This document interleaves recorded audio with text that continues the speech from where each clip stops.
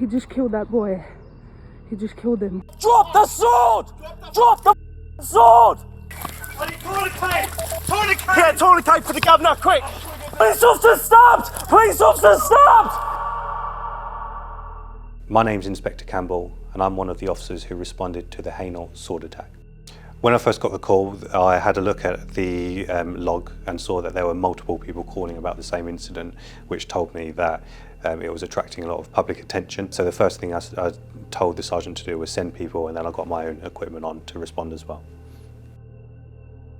When I first left the police station, I was heading to a normal stabbing. When we were around halfway there, PC King updated saying police officer stabbed, police officer stabbed. Police officer Now that's not normal. And so at that point, the risk assessment and my recognition of what was going on was through the roof. Right! Yaz has been stabbed! Sam! My first concern was which one of my officers has been stabbed, and also what kind of condition are they in. Moving on from that, I then knew that the person needed to be confronted. By the very fact that he was armed meant that there was no time for hesitation. You had to go in and you had to confront that threat head on. During our interaction, there was at one point where we kind of separated from one another and just looked at each other in the eyes. I could see that there was nothing in his mind beyond I think he was trying to cut my head off, and that was his sole intention. So that's a fairly intense morning. My baton hit his sword twice mid-air as we were hitting each other. I think at one point his sword hit my baton and it went down my baton and sliced my hand open on the way out. At the time it felt a bit like a punch to the hand. However, I looked down and saw that my hand was open. And then when I realised that I was losing too much blood and had to withdraw. And so I jumped back and dodged another swipe from his blade, and then went back to the police cars and asked for a tourniquet to be put on my arm. Yeah, tourniquet for the governor, quick! There was only one thing to do, which was to try and disarm Mr. Monzo. I deliberately didn't get too involved in any other matter at that point, because the first priority was to try and stop further death and further injury.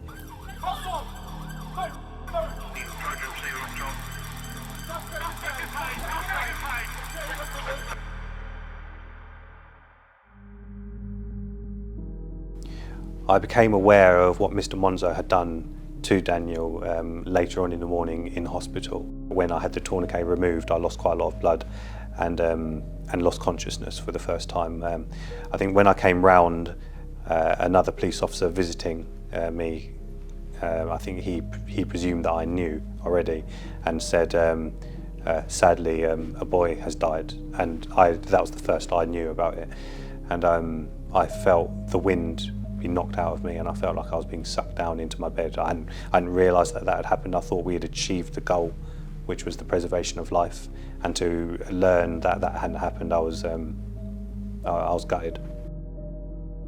I'm pleased with the family of Daniel that there was a conviction, and Mr. Monzo has been put behind bars for 38 years.